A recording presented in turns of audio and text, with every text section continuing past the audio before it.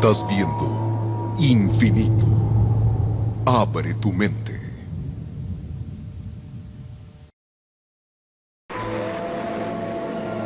Esto es Infinito Esotérico y Oculto. Infinito. Señal del nuevo milenio.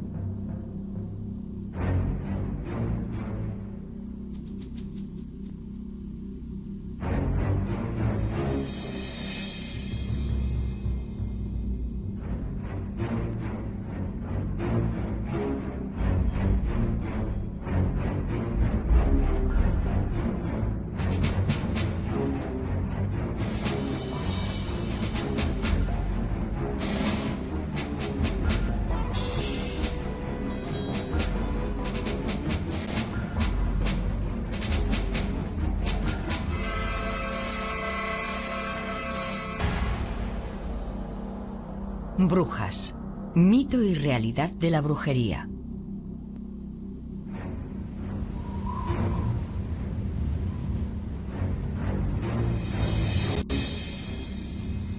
Existe en el diccionario una palabra tan controvertida y evocadora que su sola mención conjura una gran profusión de imágenes y sensaciones. Esa palabra es brujería. Round about the cauldron go, in the poisoned entrails throw. Giremos en torno de la ancha caldera Under cold stone days and y nights. cuaje los filtros la roja lumbrera. Poisoned venom. Oculto alacrán que en las peñas sombrías Boil thou first. sudaste veneno los 31 días.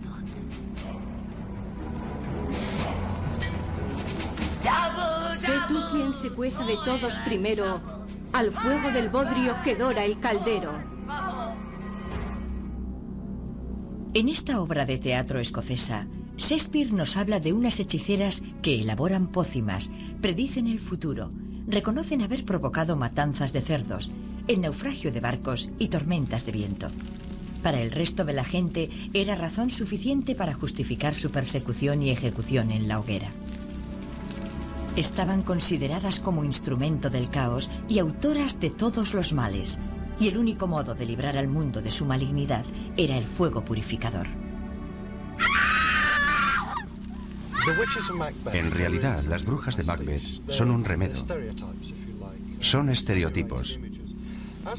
En lo que respecta a la verdadera brujería, una y otra vez nos ocupamos de un campo que contiene muchos mitos, muchas exageraciones. Estamos acostumbrados a la imagen del siglo XX, la imagen de la vieja bruja concebida por Shakespeare, la malvada anciana preparando sus brebajes en la olla y cosas así. Pero las brujas en el sentido tradicional jamás han sido realmente así. El paganismo, la Wicca o la brujería, o como quiera llamarlo, ha sido malinterpretado por la Iglesia y el Estado durante tanto tiempo que la gente no entiende realmente lo que representamos. Hay muchas connotaciones y conceptos falsos. La brujería es un conjunto de creencias muy antiguas. La creencia de que algunas personas obtienen poderes por otros medios para ejercer influencia y control es diferente del paganismo. El paganismo es la creencia en otros dioses, en un dios no cristiano. A pesar de que la gente suele confundir ambos conceptos, no tienen nada que ver entre sí. La utilización de 3 brujas en la obra refleja el folclore popular. Es un número místico, el comienzo, el centro y el final, las fases de la luna, el nacimiento, la vida y la muerte, la madre, el padre y el hijo. Incluso las propias brujas tienen su triple ley. Se cree que todo acto mágico emitido por una hechicera retorna con una fuerza 3 veces mayor. Por ejemplo, una acción de buena voluntad devuelve a la bruja la bondad por triplicado. Asimismo, si se utiliza la magia con fines perversos, las consecuencias serán nefastas. Sin embargo, cuando pensamos en las brujas, nos las imaginamos actuando contra el bien común. Nos vienen a la mente las historias de persecuciones, torturas y muerte. Para obtener la confesión de las brujas que se mostraban reacias a hablar, se inventaron muchos instrumentos de tortura. Se llevó a cabo un gran número de juicios y procesos para identificar a las brujas. En Inglaterra, Enrique VIII emitió el primer decreto contra la brujería en 1542. El segundo decreto contra la brujería fue aprobado en 1563, bajo el reinado de Isabel I. Castigaba con pena de muerte a todos los condenados por asesinato mediante brujería. El tercer decreto fue emitido por Jacobo I. Le aterrorizaban las brujas. Estaba convencido de que en Berwick las brujas habían conjurado una tempestad para hundir su barco mientras se encontraba a bordo en compañía de su mujer, la reina Ana. Durante su reinado autorizó la publicación de los primeros ejemplares de la Biblia en inglés. Al parecer, la frase original «No tolerarás que viva un envenenador» fue modificada por «No tolerarás que viva una bruja» por decreto real. También escribió su propio libro sobre hechicería titulado Demonología, para trazar las líneas generales del proceso contra la brujería. Se suele pensar que la fe católica consiste en una serie de obligaciones y prohibiciones que condicionan la vida de la gente. Por el contrario, la Wicca sugiere que mientras no hagas daño a nadie, puedes hacer lo que te plazca. La pregunta es, ¿cómo se puede comprobar si lo que hacemos no ha causado daño a nadie? ¿Basta con que no cause daño a ninguna de las personas involucradas en esta actividad en concreto? Y si así fuera, ¿cómo comprobarlo sin unas reglas objetivas a las que remitirse? En Europa, el temor a la brujería se convirtió en una epidemia. La Europa continental alcanzó las cifras más altas de procesos contra brujería y prácticas de tortura. Señores y campesinos se convirtieron tanto en acusadores como en acusados. El inquisidor, habitualmente nombrado por los funcionarios estatales o eclesiásticos del lugar, se valía de la tortura para obtener confesiones, utilizando cualquier sistema de coerción física que juzgara conveniente. Cientos de acusados fueron quemados en la hoguera. En pueblos pequeños y aldeas, las disputas entre vecinos podían resultar peligrosas. La posibilidad de ser acusado de brujería era terrorífica. La obsesión paranoica alcanzó proporciones inmensas. La mayoría de los acusados fueron mujeres, y en Alemania hay documentos que demuestran que en algunas ciudades la población femenina fue prácticamente exterminada. Un método típico de tortura fue la silla de las brujas de Bamberg. Estaba fabricada en hierro y cubierta de clavos. El reo era obligado a sentarse en la silla mientras se calentaba al rojo vivo. A la consiguiente confesión solía seguir la ejecución en la hoguera. En Inglaterra las brujas solían ser ahorcadas, no quemadas. La hoguera se consideraba un castigo por herejía, algo de lo que las brujas no eran acusadas. Las acusaban de mutilar a la gente mediante brujería y eran juzgadas y castigadas por delito criminal por las heridas que habían provocado. Por el contrario, en la Europa continental, las brujas eran quemadas. Posiblemente esta sea la razón del concepto erróneo que se tiene de las brujas inglesas. Al igual que en otros muchos casos de la historia, el tiempo distorsiona y altera los conceptos populares, como es el caso de la silla de agua. Se cree equivocadamente que las brujas eran sumergidas en agua. Atar a la acusada al extremo de un aparato alargado y meterla en agua era un castigo reservado a las mujeres de carácter violento, gruñonas y maltratadoras. Este castigo era un modo de aplacar su mal humor. En la práctica era una forma de humillación pública muy eficaz. En el caso de brujería, el equivalente más cercano sería la prueba del agua. Un grupo de vecinos ataba con cuerdas a la bruja y la arrojaba a un río o un estanque para comprobar si flotaba o se hundía. Si flotaba, se interpretaba como que el elemento agua la rechazaba. Es decir, el bautismo era visto como un signo de culpabilidad. Si se hundía, probablemente era inocente. En ese caso había que sacarla inmediatamente por si se ahogaba. En ambos casos no era un castigo. Los aldeanos debían comunicar su presunto delito a un juez y éste debía proceder a establecer un juicio ante un tribunal.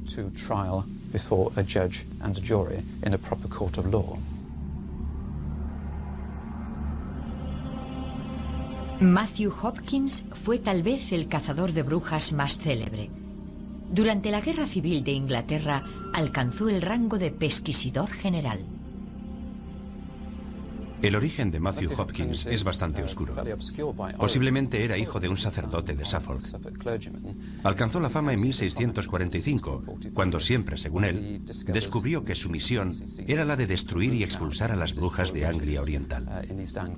Fue el inicio de una cruzada que se prolongó durante 2 años y en la que hizo ejecutar a más de 100 personas en Suffolk, Essex y los condados orientales de Inglaterra.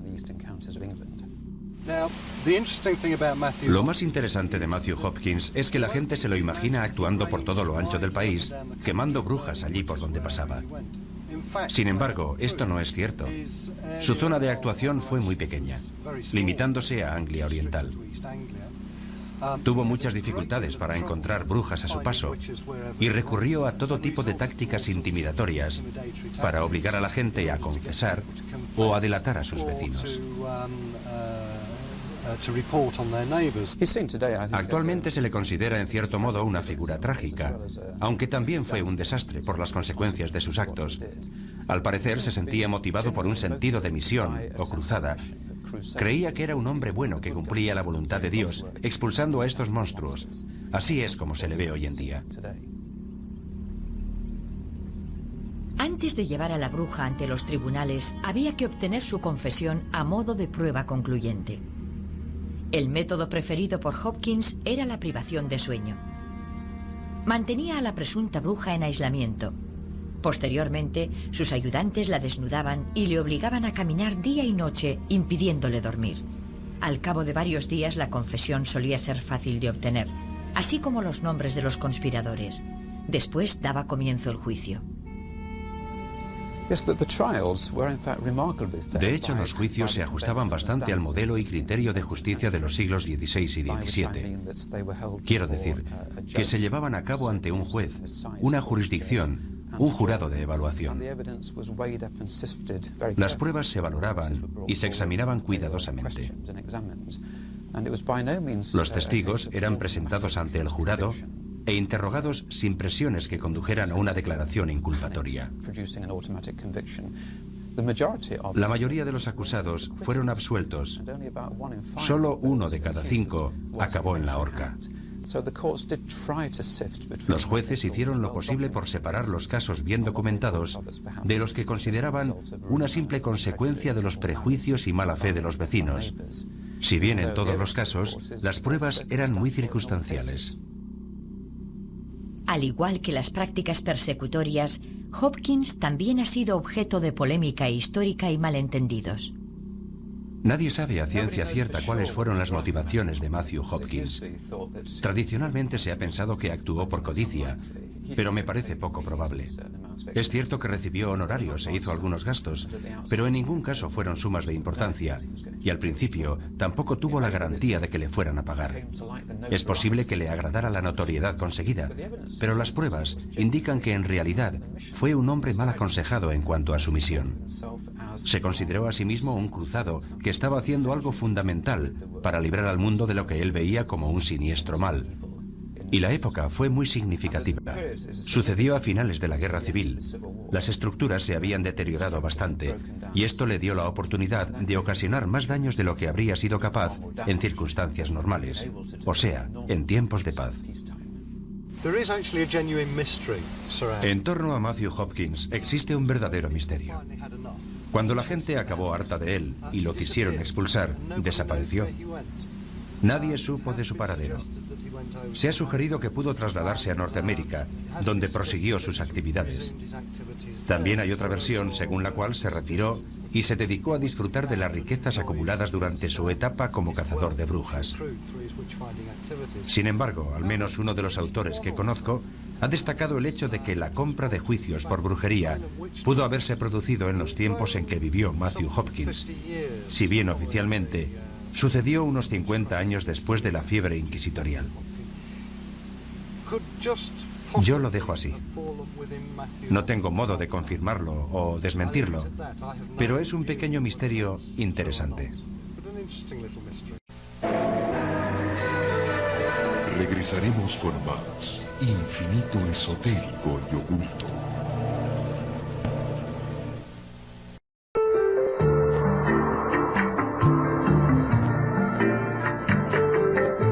Estás viendo Infinito. Abre tu mente. Y ahora, continuamos disfrutando de nuestra programación por Infinito, serial del nuevo milenio.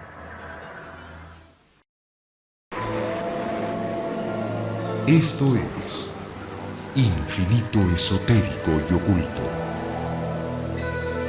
Infinito, serial del nuevo milenio.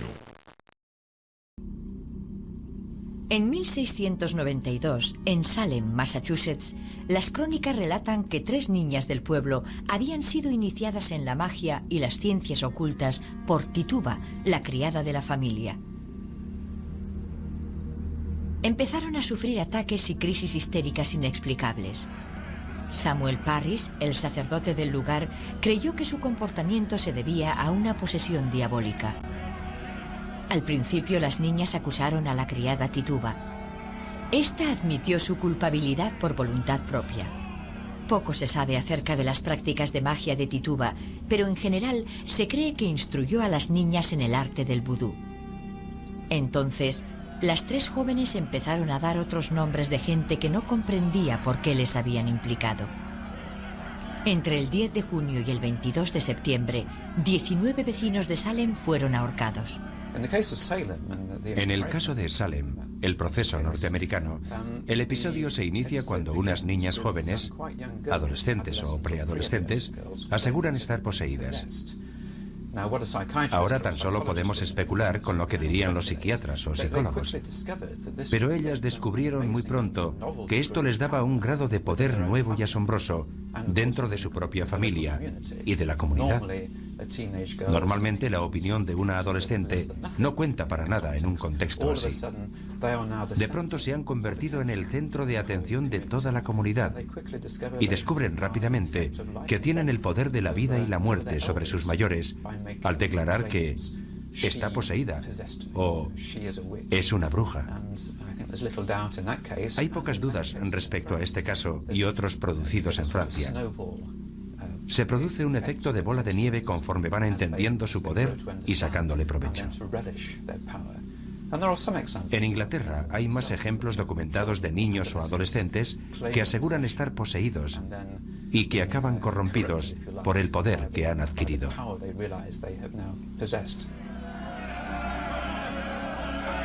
Finalmente, se levantó una oleada de rechazo contra los juicios.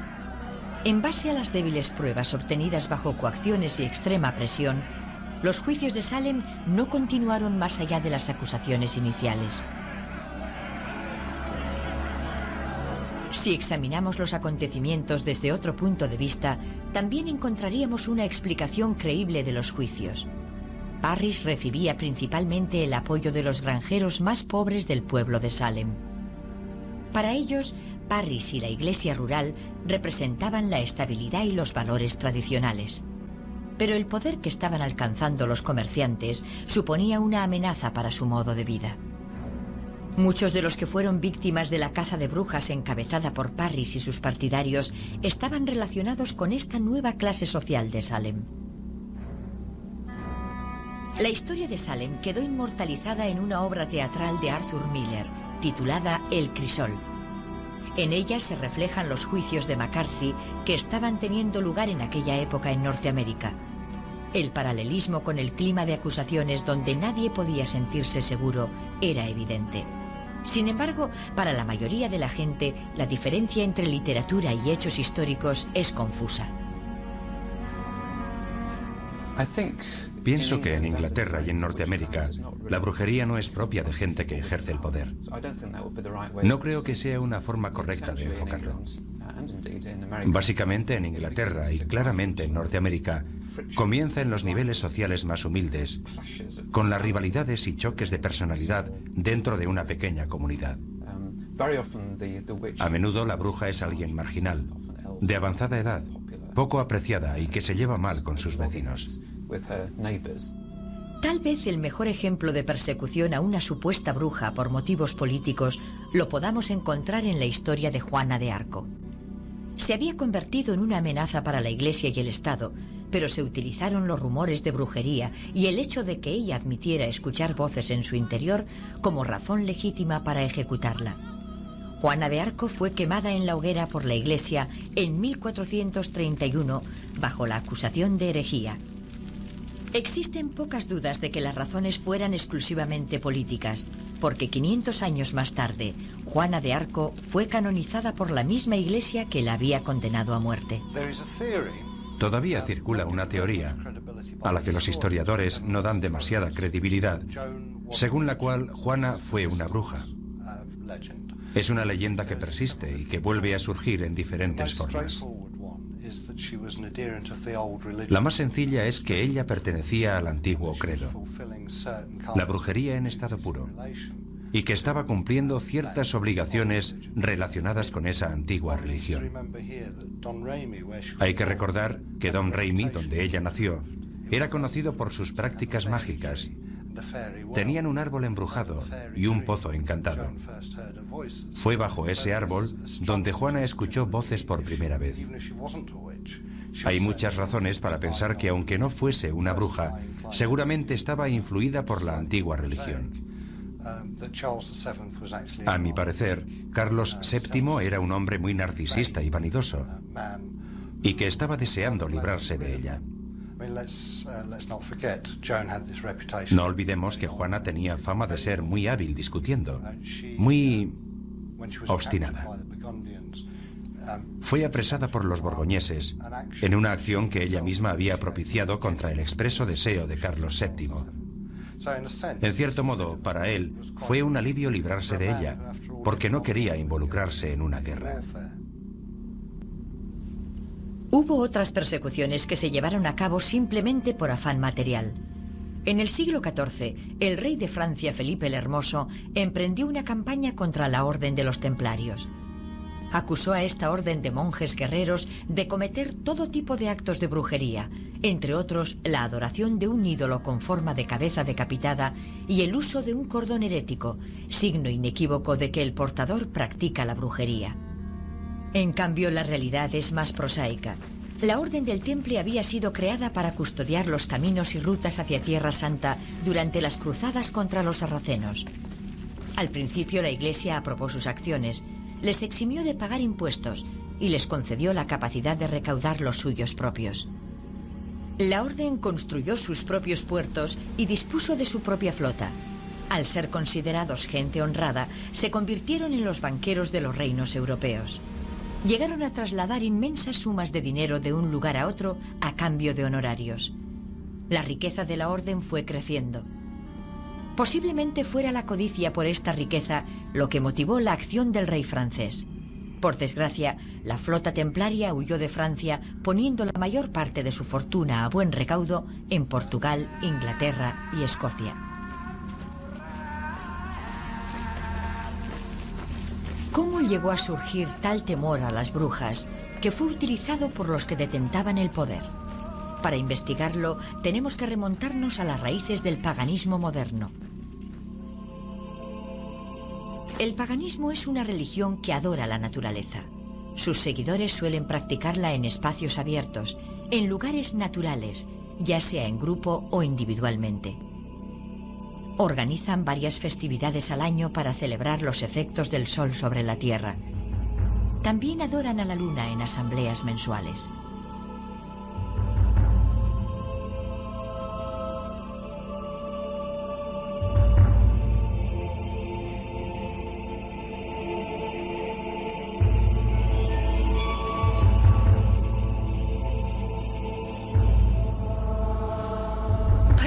El paganismo o la Wicca es el amor por la tierra, el amor por la naturaleza y todo lo que hay en este planeta. Las piedras, los bosques, los árboles, las flores, los animales, las aves y, por supuesto, nosotros creemos en la dualidad del dios y la diosa de la tierra. El origen de las creencias modernas se pierde en la noche de los tiempos. Se cree que a medida que la última glaciación se extendió hacia el sur, el hombre europeo creía en dos imágenes que explicaban su modo de existencia. La diosa de la tierra, que engendraba la vida en todas sus manifestaciones, y el macho cabrío, que experimentaba la vida y la muerte como cazador y cazado.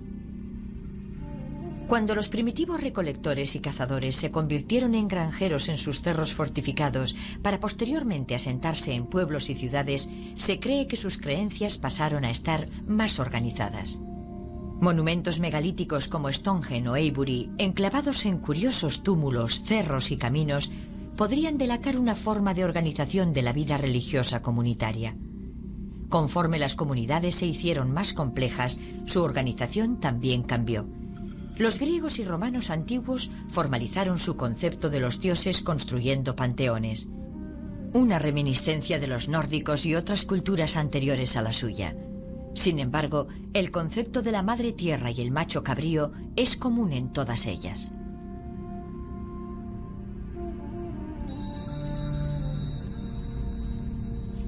Con la llegada de la primitiva iglesia cristiana, se sembró la semilla de persecuciones venideras.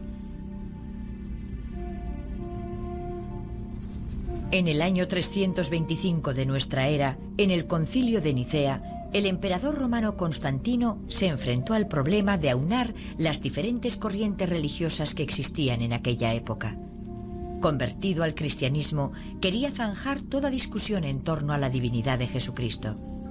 De su concilio salieron la Biblia y la primitiva iglesia cristiana tal y como las conocemos. Al principio, cristianos y seguidores de otras creencias convivieron en armonía. Las principales celebraciones cristianas, como la Pascua o la Navidad, se establecieron en los solsticios de verano e invierno, que ya eran fechas rituales destacadas. La iconografía de anteriores creencias fue incorporada al cristianismo. Durante el Adviento, Cristo es comparado con el sol, como la luz del mundo. En muchas iglesias se puede encontrar la imagen del pastor. Yo más bien creo que las raíces de la fe cristiana no se encuentran en el paganismo. Se encuentran en el judaísmo. Lo que se halla en el paganismo es el modo de expresar nuestras creencias. Las fiestas cristianas surgieron allí donde se adaptaron a las costumbres paganas. Por ejemplo, Navidad en el solsticio de invierno, la Candelaria en torno a Imbolc, y así sucesivamente. Pero a medida que el cristianismo se extendía por la Europa rural, el pueblo llano apenas hacía distinción entre el relato de Jesús y María y su propia versión de la Madre Tierra y su Hijo. Apenas tenían miedo de los efectos del cristianismo sobre la política y el Estado. De este modo pudieron compaginar ambas religiones. La vida seguía como antaño. Los más sabios eran el centro de autoridad en pueblos y aldeas. A ellos acudía la gente en busca de magia, curación y profecías. Ellos eran los depositarios de la sabiduría de los antiguos. Finalmente, fueron conocidos en su conjunto bajo el término anglosajón de Wicca, que se podría traducir como el que da forma a lo desconocido. De esta palabra deriva el término witch o bruja.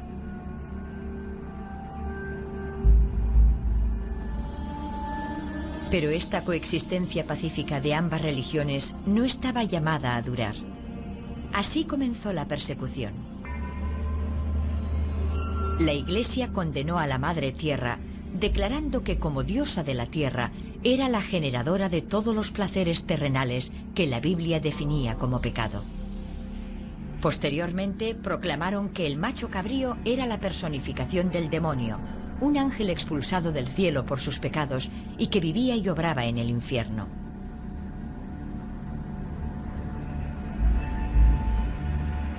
El diablo medieval tiene cabeza de chivo, que podría venir del dios griego Pan o de la cabra Amaltea, nodriza del dios griego Zeus o del dios romano Júpiter. Así se establecieron unas líneas de combate cuyas consecuencias ya hemos observado.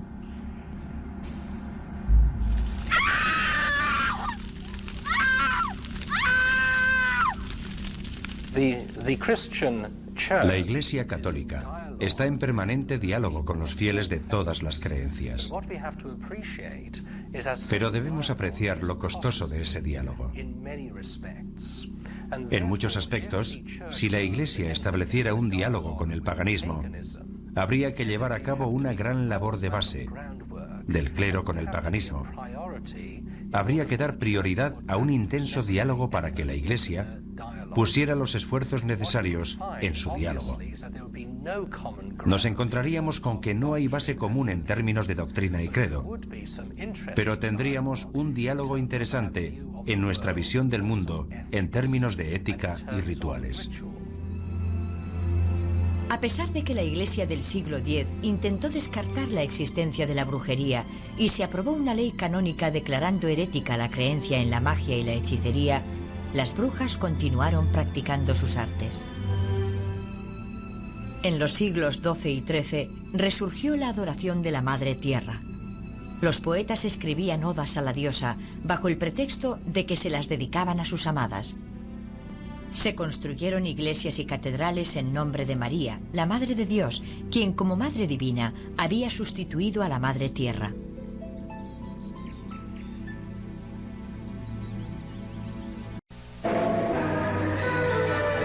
Regresaremos con más Infinito Esotérico y Oculto.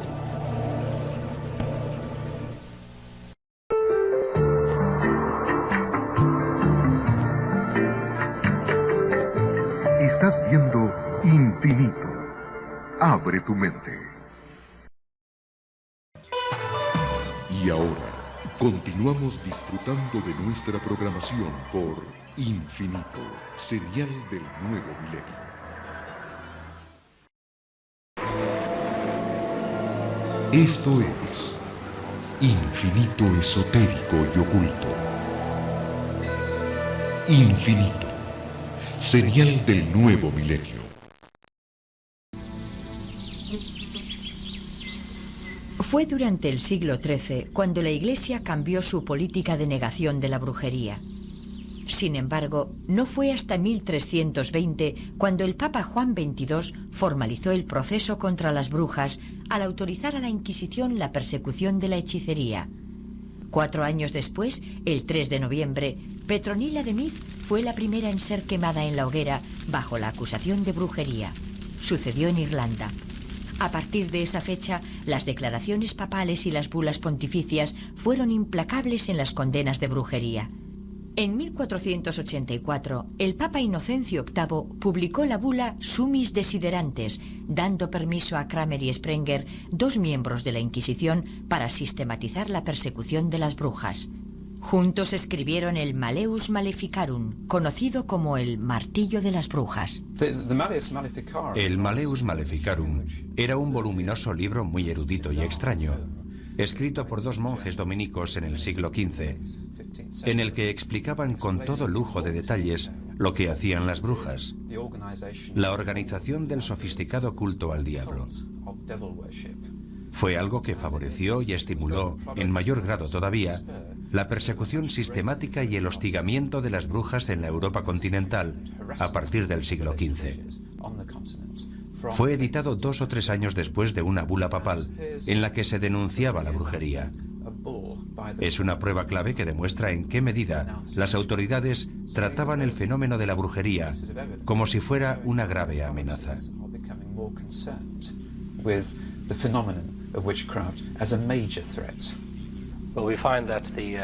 Vemos que el momento álgido de la persecución de las brujas tuvo lugar en la Edad Media y que fue el resultado de la alianza entre 2 estamentos sociales. Por un lado está la Iglesia, que persigue con saña la brujería, si bien la verdadera razón fue el afán por establecer su poder en el país, no tanto por mantener la pureza de la doctrina. no habrían podido ejercer su labor sin la ayuda del pueblo. Seguramente habremos visto películas donde la gente azuzaba a los perros contra los miembros excéntricos de la comunidad y los conducía ante las autoridades eclesiásticas acusándolos de brujería. Muy pocos practicaban la hechicería, tan solo era gente excéntrica. Viendo cómo colaboraron estos dos grupos sociales, uno se pregunta qué es lo que había detrás de todo ello, y se llega a la conclusión de que se trata de inseguridad. Cuando una sociedad se siente insegura, como lo fue la mayor parte de Europa en la Edad Media, entonces se ceba en todo aquel que represente a una minoría, como las brujas en este caso.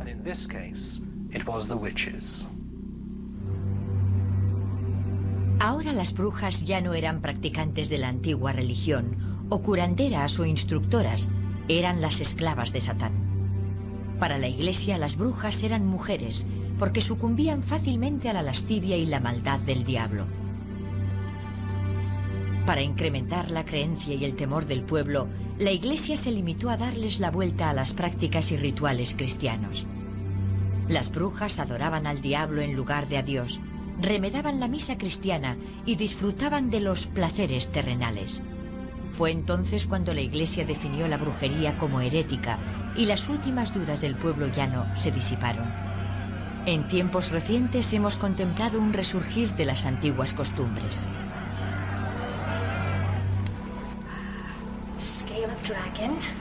Colmillos de lobo, fauces de dragón, humores de momia y hiel de tiburón.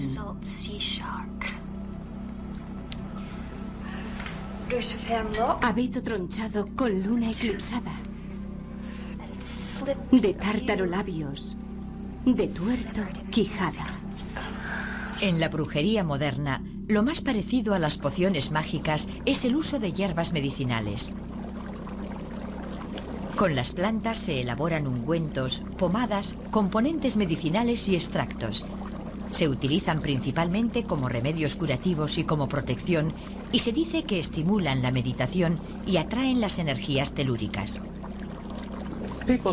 Las personas acusadas de magia blanca, igual que de magia negra, sí que elaboraban extractos de hierbas, pero no creo que este hecho de por sí fuera visto en aquellos tiempos como magia. Además de los brebajes, había que añadir algún tipo de conjuro ritual, un encantamiento o algo de rasgo sobrenatural.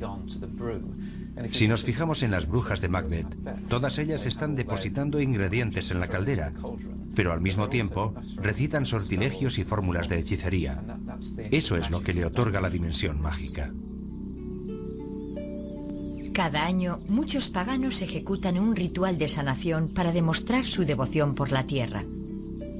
Se reúnen en diferentes lugares del mundo para agasajar o sanar a la tierra con su amor. El ritual que se lleva a cabo está destinado a devolverle a la tierra parte de la energía que les ha entregado, centrándose en los recursos vitales que proporciona el planeta.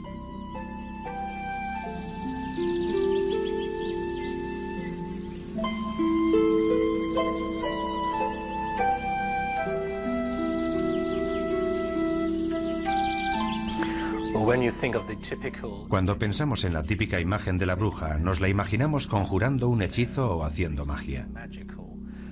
Pero en realidad tengo entendido que la mayor parte de su labor no tiene que ver con la magia, sino con rituales, que es diferente. En lo que concierne a la magia, evidentemente como sacerdote cristiano, yo no creo en la magia como un poder en sí mismo, sino que en realidad lo que ejerce es el poder de la sugestión, la capacidad de influir psicológicamente en los demás. Sin embargo, no debemos infravalorar ese poder, porque puede llegar a ser tan real como cualquier otro.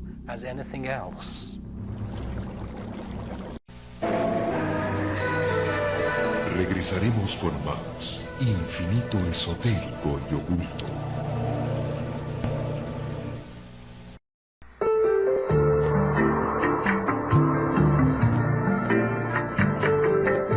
Estás viendo Infinito. Abre tu mente. Y ahora, continuamos disfrutando de nuestra programación por Infinito, serial del nuevo milenio. Esto es Infinito Esotérico y Oculto. Infinito, serial del nuevo milenio. Tal vez uno de los ejemplos más tempranos sea el de Medea, de la mitología griega, quien, alcanzada por las flechas de Cupido, se enamora locamente de Jasón. Ella le ayuda a llevar a cabo 3 labores aparentemente imposibles para conseguir el vellocino de oro. De Inglaterra viene la historia del mago Merlín, el sabio anciano consejero que utiliza a regañadientes sus poderes mágicos para que Arturo se convierta en el legendario rey. En muchos ejemplos modernos se pueden encontrar variantes de este tema. El actual resurgimiento de las antiguas religiones se remonta a 1888. Un grupo de veteranos masones fundó la Orden Hermética del Amanecer Dorado, una sociedad dedicada al descubrimiento de la sabiduría de los antiguos. En la orden fue iniciado un joven llamado Aleister Crowley. En su niñez solo le permitieron leer la Biblia, pero a comienzos de la última década del siglo XIX, cuando Crowley estudiaba en el Trinity College de Cambridge, sus horizontes se abrieron de par en par al descubrir a los clásicos. Tras su instrucción dentro de la orden, viajó por todo el planeta. Fue en El Cairo donde recibió una serie de revelaciones místicas. Se sabe con certeza que Crowley influyó decisivamente en el resurgimiento de la magia ceremonial y las antiguas creencias. Es posible que a su labor debamos los horóscopos y los tableros de Ouija. Gerald Gardner, a quien muchos consideran el fundador de la Wicca moderna, fue iniciado por Crowley en la orden que éste presidía. El apasionado interés de Gardner por el renacimiento de la masonería y el gran número de libros que aportó seguramente contribuyeron al auge moderno de estas creencias. No creo que haya una verdadera conexión entre la Wicca moderna y la brujería de la Edad Media y los siglos XVI y XVII. Me parece un ejemplo de lo que conocemos por invención de la tradición moderna. A la Wicca moderna le gustaría que existiera tal tradición, tal conexión. Están intentando recrear lo que ellos piensan que sucedió o lo que les gustaría que hubiese sucedido, pero está universalmente aceptado como un fenómeno nuevo.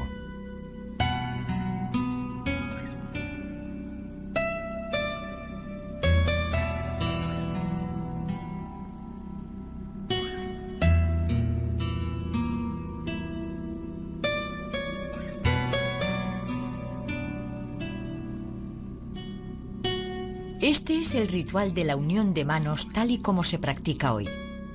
Al igual que todas las religiones, los paganos celebran la unión de una pareja con una ceremonia nupcial. La acción de la unión de manos es parecida a una boda en ciertos aspectos. Sin embargo, hay algunas diferencias. El término de unión de manos no es simbólico, sino literal. Los contrayentes son atados por las muñecas mediante un cordel y permanecen así durante 24 horas. Así es como declaran su amor mutuo y la sinceridad de sus votos.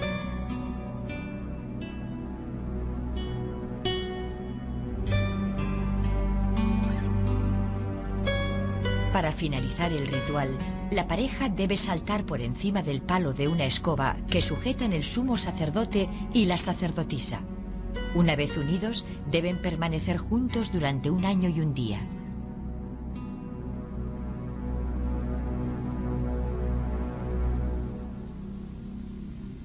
A lo largo del siglo XX, la gente ha intentado encontrar algún tipo de creencia que les proporcione respuestas y soluciones a todos sus problemas. Lo han buscado en la ciencia y en la política, y han descubierto las limitaciones de ambas. Ahora, en el cambio de siglo, la gente busca otra cosa que les ofrezca respuestas a las preguntas que formula su corazón. Lógicamente, buscan en el ámbito de la espiritualidad, y ahora contemplan la realidad con mayor libertad. Miran a las iglesias mayoritarias, pero a la vez a las que han estado situadas al margen. Pese a que la adoración de una diosa femenina ya no sea motivo de odio, hay algunos que aún lo temen y se siguen produciendo malentendidos que pueden tener fatales consecuencias. Según un informe, en 1997, en una pequeña aldea de Rusia, 2 hombres intentaron matar a una familia completa porque creían que una de las mujeres era bruja. La mujer sobrevivió a la brutal agresión, pero otra mujer murió y 4 niños tuvieron que ser hospitalizados por heridas graves. Los hombres reconocieron lo que habían hecho y acusaron a la mujer de haber hechizado a uno de ellos. Tal vez esto explique por qué la comunidad pagana sigue existiendo bajo un velo de aislamiento y secretismo. Lo importante de la brujería moderna es que se trata de un intento muy serio y sincero de volver a una especie de religión terrenal, una religión natural. Ahí es donde reside su importancia. Podemos apreciar que, en cierto sentido, la brujería moderna conecta muy bien con el movimiento ecologista. La preocupación por el medio ambiente, el regreso a la naturaleza y el respeto por la tierra. Eso es lo más importante de la brujería moderna. Se trata de vivir en armonía con el orden natural. Si buscara una definición que resumiera la brujería moderna, sería esta. Ante tanto escritor moderno que relate historias de brujas y hechicería destinadas al público infantil, a la pregunta de ¿cuándo nos volveremos a ver?, la respuesta más probable será el martes tengo tiempo. Practicar la magia bajo el azote de una tempestad, donde llueve a cántaros y el viento agita los brezales, ya no implica temer las consecuencias de la persecución. La tortura y la hoguera han dado paso al entretenimiento y una nueva fe fundada en las antiguas costumbres. La brujería queda reflejada principalmente en la literatura y los medios de comunicación bajo la imaginería tradicional. Lo que vemos ahora está a años luz de las verdaderas prácticas del arte de la magia.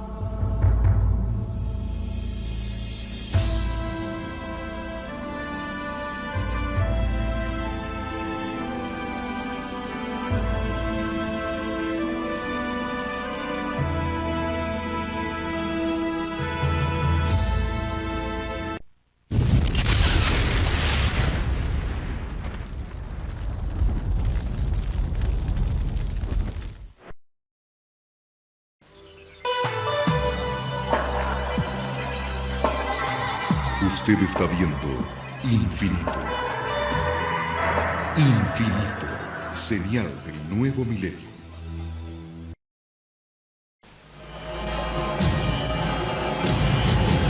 Cada minuto, de cada hora, de cada día, ocurren eventos inexplicables.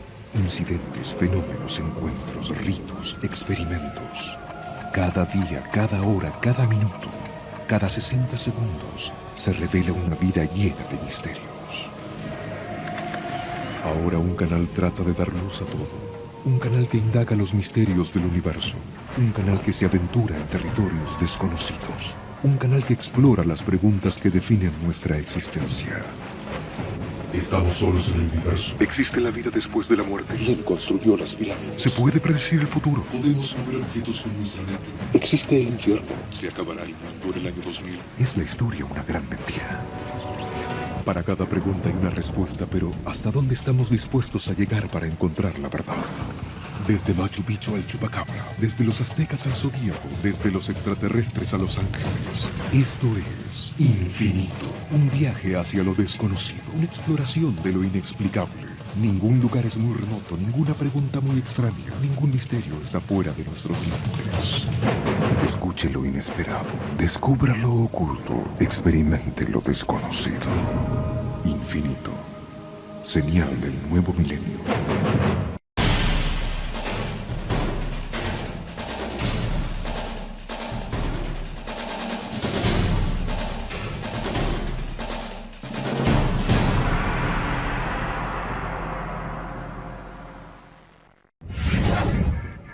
Infinito.